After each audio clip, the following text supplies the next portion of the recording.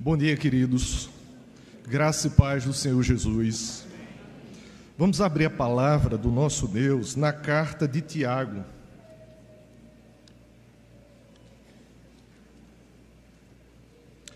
Capítulo 4.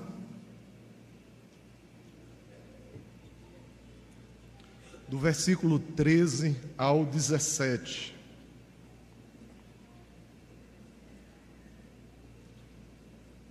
Tiago, capítulo 4, do versículo 13 ao 17. Essa passagem tem como título, queridos, a falibilidade dos projetos humanos.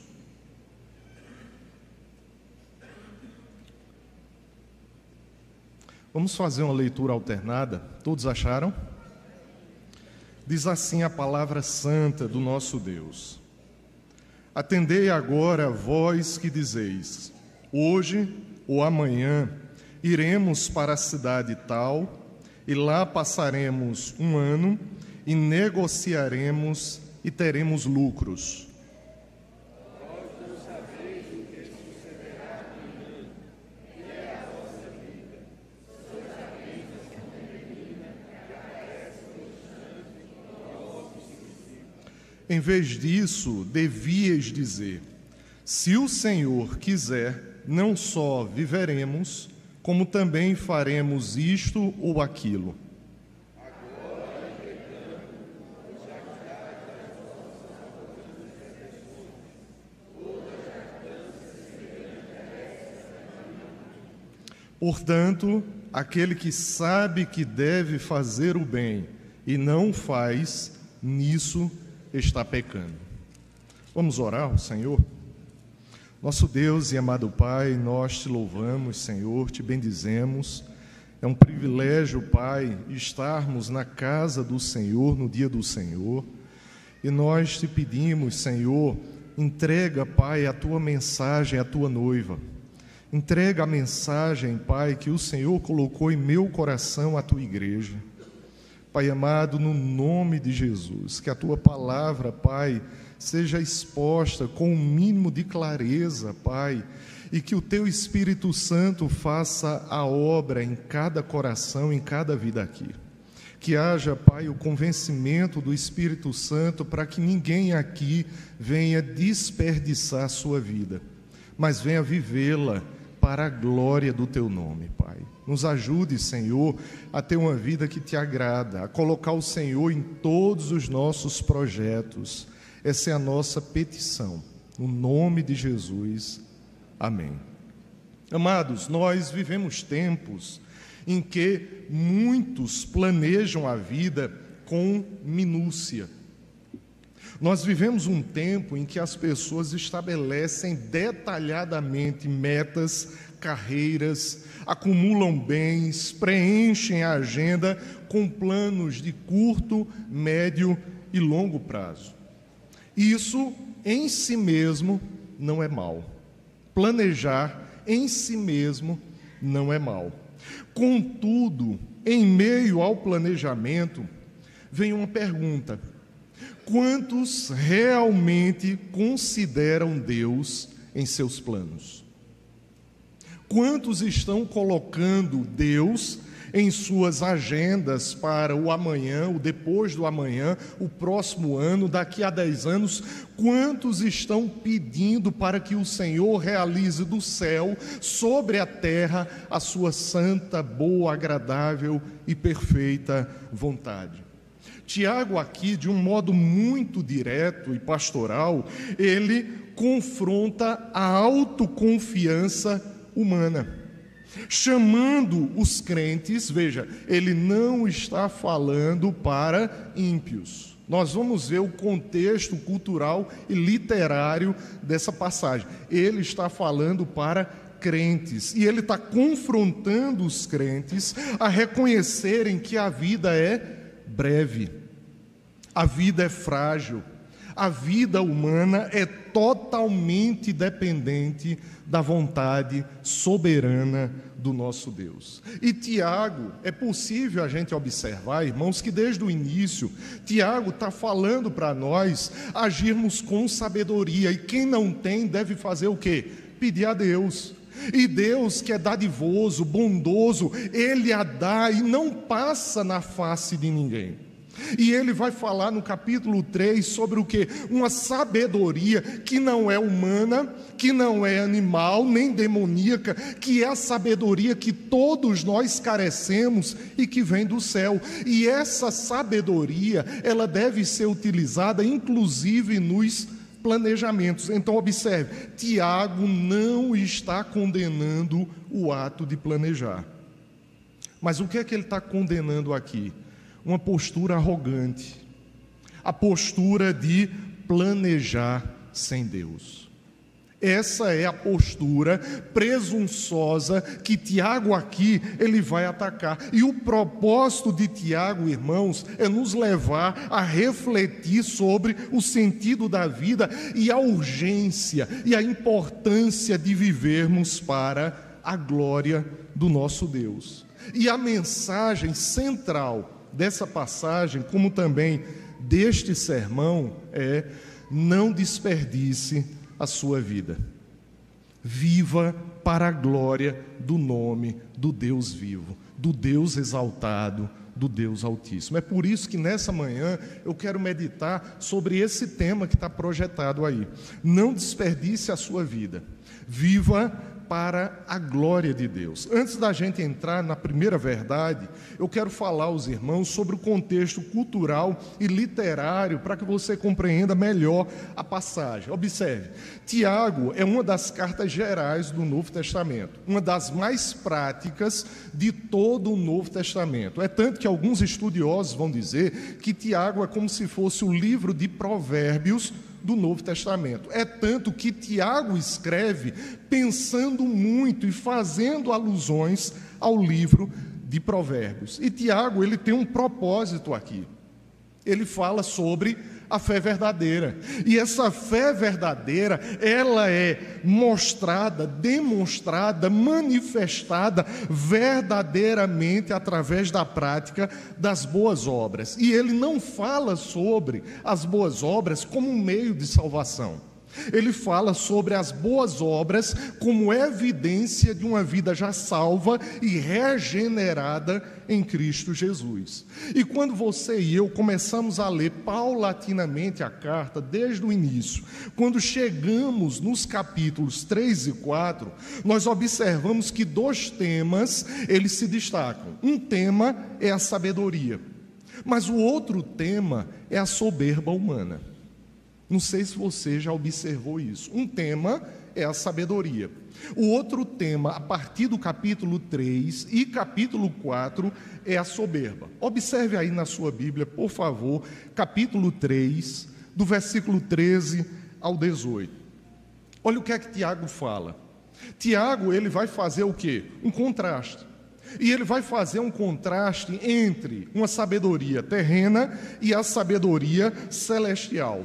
E ele vai qualificar a sabedoria terrena. Ele vai dizer que ela é caracterizada pelo egoísmo, pela inveja e pela arrogância. Veja, o tema da sabedoria é central, porque a partir do capítulo 4, versículo 13, ele vai dizer que aqueles homens estavam planejando negociar sem sabedoria, sem dependência do Senhor. E aí observe, ainda no capítulo 3, versículos 13 a 18, ele vai qualificar a sabedoria celestial. E ele vai dizer que a sabedoria que vem do alto, de Deus, para as nossas vidas, ela é pura, pacífica e humilde. Observe, pura, pacífica e humilde. Uma característica fundamental da sabedoria que vem do alto é a humildade de depender do nosso Deus.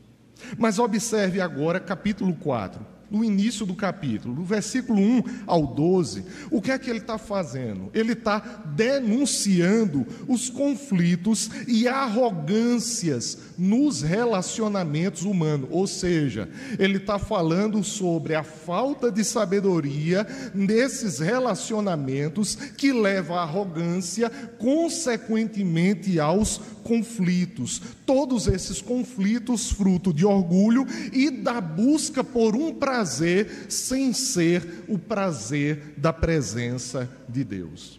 E quando chega capítulo 4, versículo 13 em diante, o que é que Tiago faz? Ele, de uma forma prática, porque o nosso texto está na seção prática da epístola, ele vai fazer o quê? Ele vai aplicar esse princípio à esfera dos planos humanos. E aí ele vai denunciar o orgulho que projeta o futuro sem considerar a vontade divina.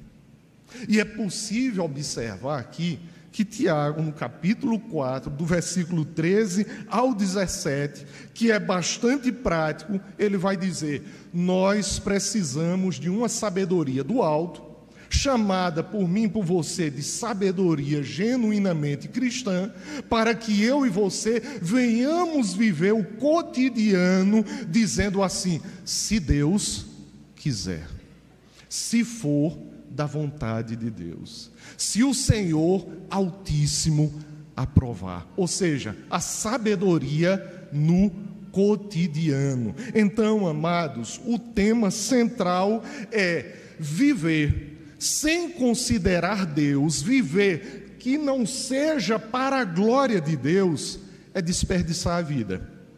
Na nossa linguagem cotidiana, nós achamos que desperdiçar a vida são aquelas pessoas que estão desperdiçando na cachaça, nas drogas, nos vícios. Mas eu quero dizer a você que todo aquele que vive, a não ser para a glória do Senhor, está desperdiçando a vida. Aquele que vive sem considerar Deus na sua vida e nos seus planos, está desperdiçando a sua vida. Por quê? Porque mesmo sendo cristão, está vivendo aquilo que Augusto Nicodemos vai falar, que é o ateísmo cristão. A pessoa se diz cristã, mas vive o dia a dia, de segunda a segunda, como se Deus não existisse. É um ateísmo cristão. Veja, quem vive sem considerar Deus, sem dar glória a Deus, sem clamar ao Senhor: Senhor, seja feita a tua vontade na minha vida, está desperdiçando a vida. Porque só em Deus nós encontramos o verdadeiro propósito para a nossa vida. E aí vem a primeira verdade. Irmãos, é um erro viver confiando nos próprios planos. É um erro viver confiando nos próprios planos. Observe a leitura dos versículos 13 e 14. Atendei agora, vós que dizeis. Olha que interessante. Tiago, ele está nos chamando a atenção para que você e eu observemos a linguagem que nós utilizamos e a linguagem que as outras pessoas também utilizam. Por quê, irmãos? Porque há um princípio escriturístico de que a boca fala do que o coração está cheio, repleto. E aí observe que Tiago começa o versículo 13 dizendo: atendei agora vós que dizeis, hoje ou amanhã iremos para a cidade tal e lá passaremos um ano e negociaremos e teremos lucros. Vós não sabeis o que sucederá amanhã. Observe, Tiago ataca logo essa presunção. E aí ele vem com a pergunta: que é a vossa vida? Sois apenas como neblina, que aparece por instante e logo se dissipa. Para que eu e você a gente entenda isso aqui, observe, Tiago está falando dentro de uma cultura chamada cultura helenística, que é a cultura do século I. Essa cultura valorizava autonomia, comércio e prosperidade. E Tiago, nesse texto, ele está falando diretamente para negociantes judeus que haviam se convertido ao cristianismo e estavam espalhados pelo mundo greco-romano por causa da grande diáspora judaica.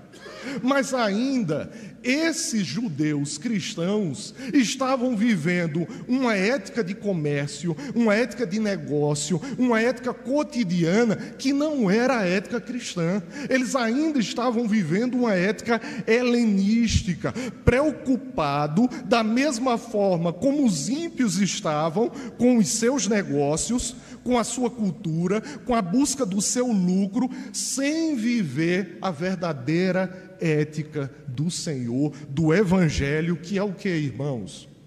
Qual é a ética cristã? É viver na dependência de Deus. Qual é a ética cristã? É viver em humildade e confiança de que os planos de Deus são maiores e melhores do que os nossos. Observe, a nossa cultura moderna ou pós-moderna, ela não é diferente daquela cultura pagã helenística. É tanto que alguns estudiosos vão dizer que a nossa cultura é neopagã.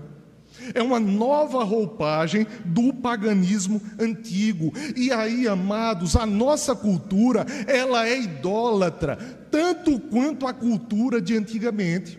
E qual é a idolatria que é possível observar aqui? É a chamada idolatria do eu. A idolatria do eu. O que é a idolatria do eu? Planejar sem oração, conquistar sem adoração, buscar ter controle sem confiar em Deus. Isso é a idolatria do eu. E o texto fala de uma urgência, amados, em relação ao nosso tempo. Hoje, mesmo cristãos estão caindo no erro de planejar de forma impiedosa, de viver um ativismo sem oração, de viver as suas vidas ou existirem sem a perspectiva da vida eterna.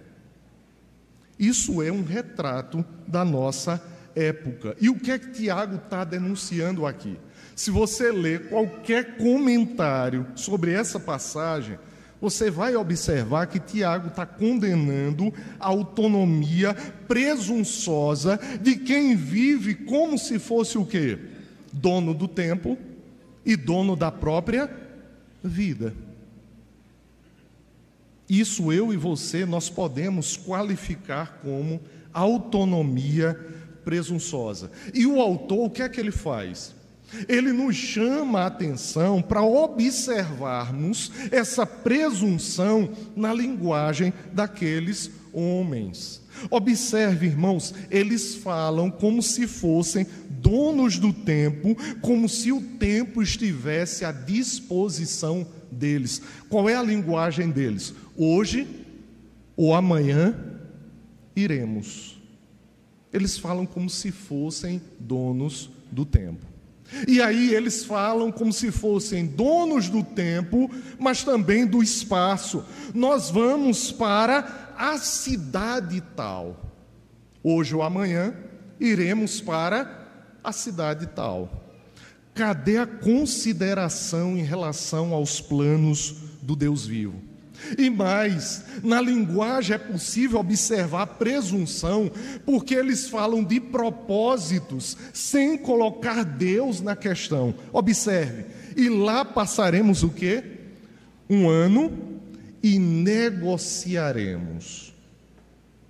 E a presunção, ela atinge o ápice quando fala de resultados sem levar Deus em conta, e teremos lucros. Observe, é uma linguagem que, como diz Lucas 6,45, está revelando o que é cheio o coração. Irmãos, fazer planos, como eu falei, não é errado em si mesmo. Qual é o problema aqui? É excluir Deus dos nossos planos. Irmãos, quem faz planos dessa forma, está agindo como a melhor ilustração para essa passagem, que é a ilustração que Cristo deu lá em Lucas 12, 16, 21. Ele vai falar sobre a parábola do rico insensato. E aí Jesus Cristo, ele diz que um homem, ele tinha um campo, e esse campo ele produziu em abundância. E aí esse homem vai dizer assim: farei isto. Veja, é possível observar presunção a partir do quê? Da linguagem que reflete o quê? Um coração presunçoso. Observe a linguagem desse homem rico, da parábola do rico insensato. Farei isto: destruirei os meus celeiros, reconstruí-los-ei maiores, e aí recolherei todo o meu produto e todos os meus bens. Então direi à minha alma: tens em depósito muitos bens para muitos anos. Descansa, come, bebe e regala-te. Mas Deus lhe disse: louco, esta noite te pedirão a tua alma, e o que tens preparado, para quem será? Observe, é chocante aqui, porque esse homem não leva Deus em conta. E aí ele faz planos, né? Ele vai dizer que vai construir um celeiro ou vários maiores, e aí ele diz que a alma dele tem bens para muitos anos, mas ele vai morrer naquela noite. Mas ele vai morrer naquela noite, o texto diz. O texto diz: esta noite vão te pedir a tua alma. E aí? O que tens preparado? Preparasse a tua alma para te encontrar com Deus? E veja como o texto diz, irmãos. O texto, me permita, o texto está chamando, irmãos, de louco. É uma postura louca planejar sem Deus. É uma postura, irmãos, absurda planejar sem o Deus Altíssimo, sem apresentar a sua vida inteiramente a Deus, com o objetivo de não desperdiçá-la, mas vivê-la para a glória de Deus. E Tiago, ele vai atacar essa presunção de que forma? Tiago, irmãos, ele lança mão de uma pergunta que deve estar na consciência de todos nós aqui. E a pergunta é: o que é a vossa vida? Você já refletiu? O que é a sua vida? Aí Tiago responde: a vida humana é como neblina. Ou seja, é como vapor, fumaça, sopro passageiro. E Tiago usa essa metáfora, irmãos, com dois objetivos: não só falar da brevidade da vida, mas falar sobre a fragilidade e a imprevisibilidade dos planos humanos. Irmãos, para Deus nada é imprevisível. Agora, para nós sim. Nós somos humanos, irmãos.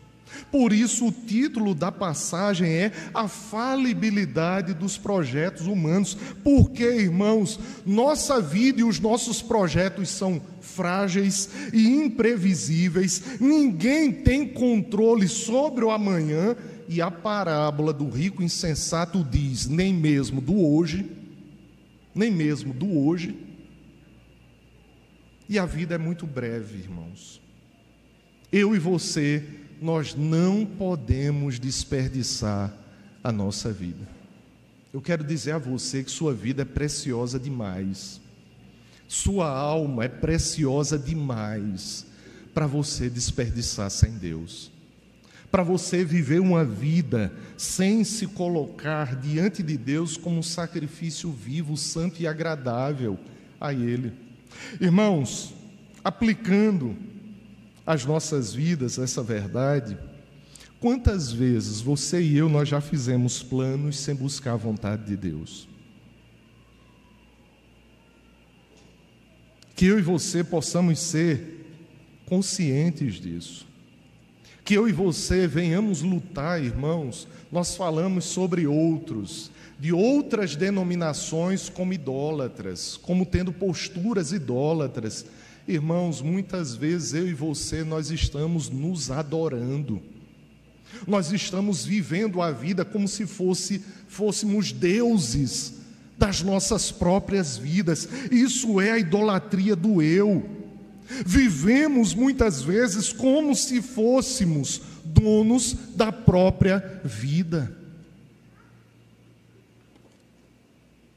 Por isso, Tiago aqui, ele nos chama a reavaliarmos os nossos planos, carreiras, sonhos, colocando tudo diante do nosso Deus. E quando você for planejar, for sonhar, traçar algo para a sua vida, pergunte: Deus está e vai continuar fazendo parte disso? Veja, eu estou colocando aqui, irmãos, que desperdício não é o fracasso dos planos. Porque alguém pode levantar um contra-argumento e dizer assim: certo, mas mesmo que eu coloque um plano diante de Deus, isso não é garantia de sucesso. Pode dar errado, pode não dar certo. É verdade. É verdade. Por que pode não dar certo? Porque o Senhor pode estar respondendo o quê? Não. Colocar diante de Deus não é garantia de que um plano será plenamente bem-sucedido. É por isso que eu não estou empregando aqui, irmãos, o desperdício ao fracasso. Porque se você e eu observarmos de uma forma humilde e pedagógica o fracasso e o erro vão se constituir poderosos instrumentos nas mãos de Deus para o seu e o meu crescimento, o seu e o meu amadurecimento. Nós vamos ficar o quê? Encaliçados, maduros. Isso vai maturar a nossa vida. Eu não estou falando que desperdício de vida é fracasso. Fracasso pode ser uma grande bênção nas mãos de Deus. Eu estou falando que desperdício é você considerar um plano e um projeto sem colocar Deus em primeiro lugar nesse plano e nesse projeto. Uma segunda verdade, irmãos, é que Tiago nos fala que eu e você, nós devemos viver debaixo da vontade de Deus. Observe o versículo 15, por favor. Veja, aqueles dizem de tal forma. Em vez disso, os cristãos, os crentes em Cristo, devias dizer: se o Senhor quiser, não só viveremos, como também faremos isto ou aquilo. Observe, Tiago já perguntou: o que é a vossa vida? Aí ele está mostrando mais uma vez a presunção daqueles negociantes, mas veja, a palavra é para todos nós. A presunção daqueles que querem negociar, fazer planos sem Deus.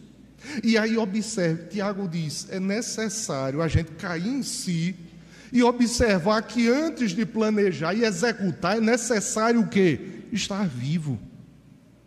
É necessário estar vivo. E a nossa vida depende totalmente de Deus. Veja, se o Senhor quiser, não só viveremos. O que é que Tiago está apresentando aqui, amados? Ele está apresentando um antídoto contra o veneno da presunção. A presunção, a arrogância, o orgulho, a prepotência, a altivez é um veneno na minha e na sua vida. E Tiago está nos apresentando um antídoto. E esse antídoto está nessa fórmula, que não é supersticiosa, não é mágica, mas é a expressão da confiança na soberania de Deus, que é a expressão: se o Senhor quiser. Se for da vontade do nosso Deus. E aí Tiago nos faz lembrar de Provérbios 16, 9, que diz assim: o coração do homem traça o seu caminho, mas o Senhor lhe dirige os passos. Seja para o crente ou não, a última palavra é do Deus vivo, é do Todo-Poderoso. Irmãos, planejar é legítimo. O pecado está você planejar ou eu planejar sem dependermos da vontade do nosso Deus. Um servo de Deus chamado Joe Owen, ele vai dizer assim: a mente que conhece a Deus aprende a descansar na sua providência. E a medir os planos, observe, o crente, irmãos, ele não mede planos de acordo com o fracasso ou o sucesso. Como eu falei, o desperdício não está no fracasso, como também o sucesso não está meramente nos resultados. Olha o que John Owen diz: e a medir os planos não pelo sucesso, mas pela submissão à vontade de Deus. Veja, espiritualmente falando, todo plano que é submetido a Deus já é um sucesso, já é bem-aventurado, já é abençoado, independente se vai frutificar muito, pouco, mediano. A questão é a fidelidade para com Deus. Nós vivemos numa época que quer saber de quê? De planilhas sempre no positivo, de gráfico sempre elevado, de forma aritmética, geométrica, sucesso total. Sucesso do crente é dependência de Deus. Sucesso do crente é viver para a glória do nosso Deus. Por isso, planeje, mas planeje com oração. Trabalhe, mas trabalhe com dependência. Deseje. Não é pecado desejar, planejar, sonhar, traçar, fazer perspectivas e projeções para o futuro. Não é. Se vier acompanhado de forma submissa, se o Senhor quiser. Se o Senhor quiser. Irmãos, essa mentalidade, ela muda. Veja, é uma mudança de mentalidade. Se eu e você fizermos todos os nossos planos e sonhos, dizendo assim: se o Senhor quiser, isso vai, irmãos, atacar a ansiedade do nosso coração e vai nos colocar numa postura de humildade e descanso. Veja, eu estou colocando os planos nas mãos do Senhor. Se eu estou colocando os planos nas mãos do Senhor, confiando inteiramente em Deus, não somente eu estou como um agente ativo envolvido nesse plano, Deus também está no negócio, Deus também está nesse plano, e Ele vai abençoar, porque o nosso Deus, Ele não é um Deus de pouca medida, Ele vai abençoar. Agora, Ele pode não abençoar de acordo com as projeções numéricas de sucesso do mundo, mas Ele vai abençoar um crente que faz planos segundo a vontade de Deus. E aqui eu quero aplicar aos pais. Os pais, irmãos, sempre projetam futuro para os filhos. O pai e a mãe sempre dizem: não, vou colocar em tal escola, ou fazer isso, ou homeschooler, ou tal, não sei o quê, sempre pensando nos projetos, fazendo projeções para os filhos. Faça, mas faça no Senhor, faça dependendo de Deus, faça dizendo: Senhor, cumpre não a minha vontade na vida do meu filho, mas a tua, a vontade do Senhor na vida dele. Jovens que planejam o quê? Profissão, namoro, ministério, casamento, viagens. Consulte a Deus. Coloque diante do Senhor. Igreja, irmãos, não é porque é igreja que a gente tem que esquecer de dizer: se Deus quiser. Irmãos, a igreja precisa, independente da igreja, quarta igreja, congregações, toda a igreja precisa dizer: se Deus quiser, nós vamos fazer isto ou aquilo. Não desperdice a sua vida, viva para a glória de Deus. E a terceira e última lição, irmãos: lute contra a arrogância e o pecado da omissão. Como não desperdiçar a vida? Lutando contra a arrogância e o pecado da omissão. Veja os versículos 16 e 17. Agora, entretanto, vos jactais das vossas arrogantes pretensões. Toda jactância semelhante a essa é maligna. Portanto, aquele que sabe que deve fazer o bem e não o faz, nisso está pecando. Observe, Tiago, ele utiliza a palavra jactância, que significa gloriar-se. E quem se emprega a glória a si, está se vangloriando. Está trabalhando, lidando, vivenciando com a glória que é falsa, vã, não produz resultado benéfico algum.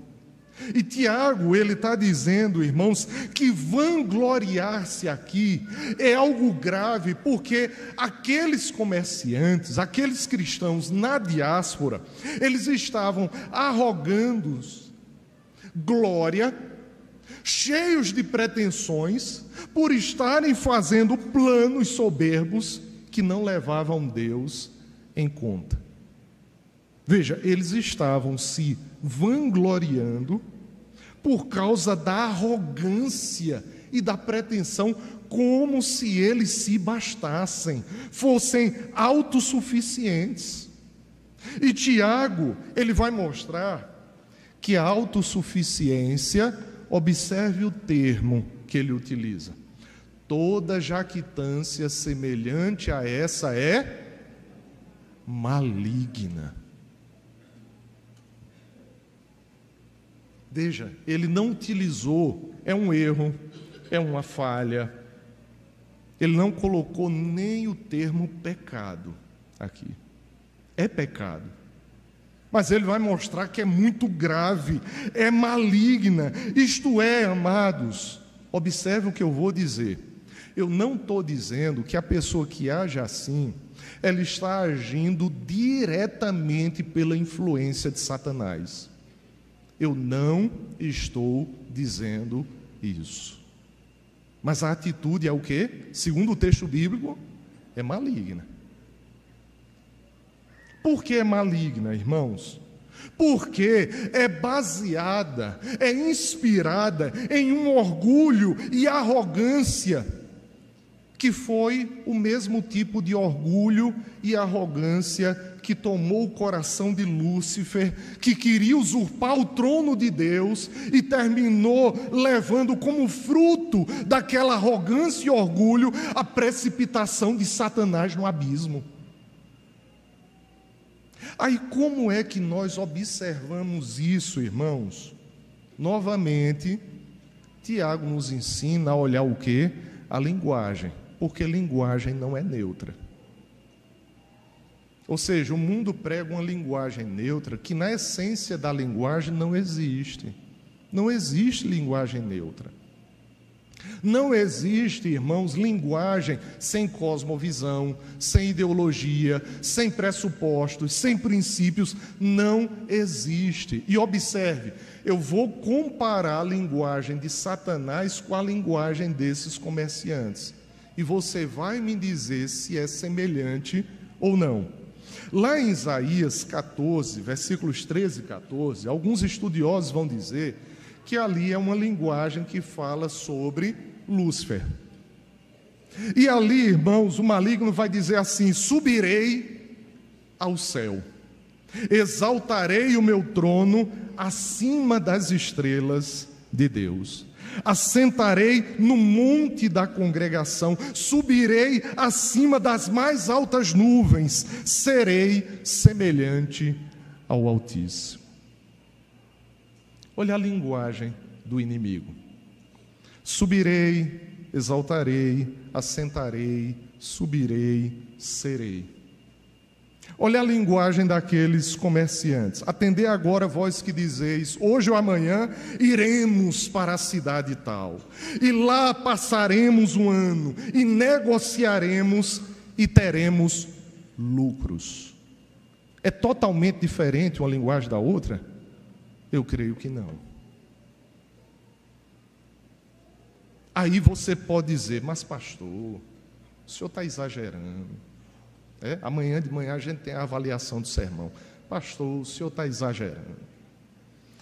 O senhor está comparando a linguagem de Satanás, que queria o trono de Deus, com a linguagem de comerciantes que queriam apenas negociar, ganhar um troquinho. O senhor está comparando isso. Irmãos, a questão não é simplesmente o que se quer. A questão não é o que se quer.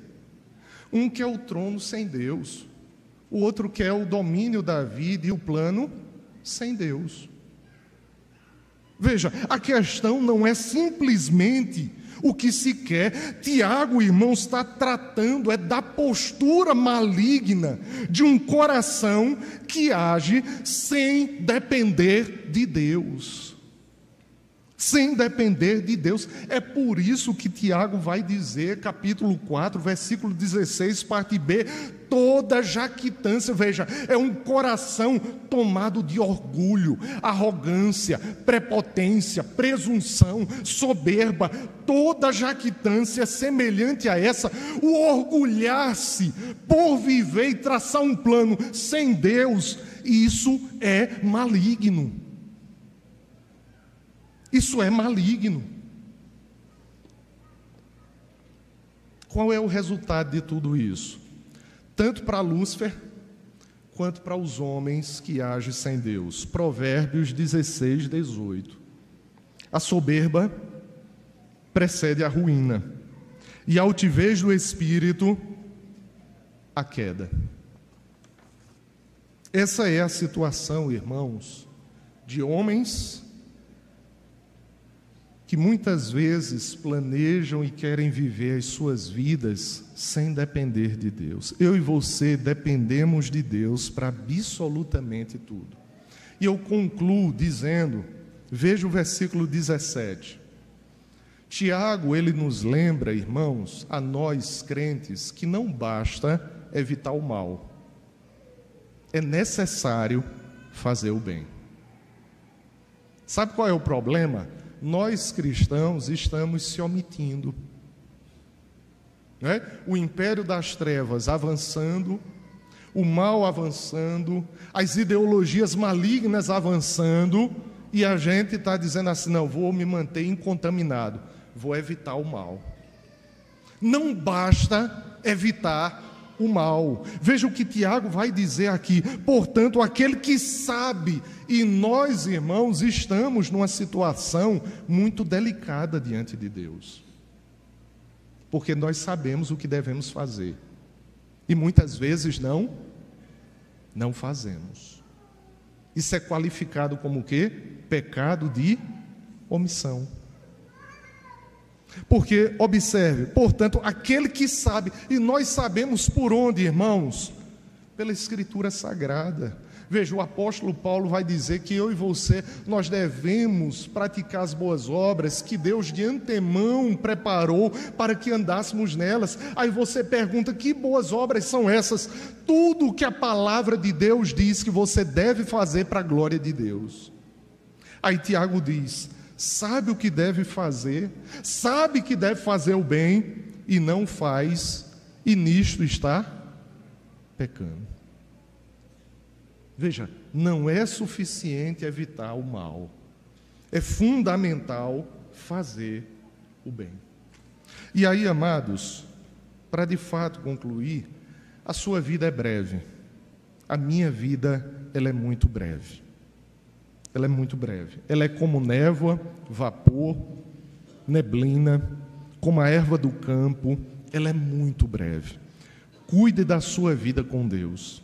Devemos viver debaixo da vontade soberana de Deus. Devemos evitar a vanglória e fazer o bem enquanto é tempo. E o apóstolo Paulo, ele vai dizer em 1 Coríntios 10, 31, portanto, quer comais, quer bebais, ou façais outra coisa qualquer, fazei tudo para a glória de Deus. Entregue a Deus os seus planos, o seu futuro, a sua vida. Não viva uma vida infrutífera. Viva para a glória de Deus. Que Deus nos abençoe.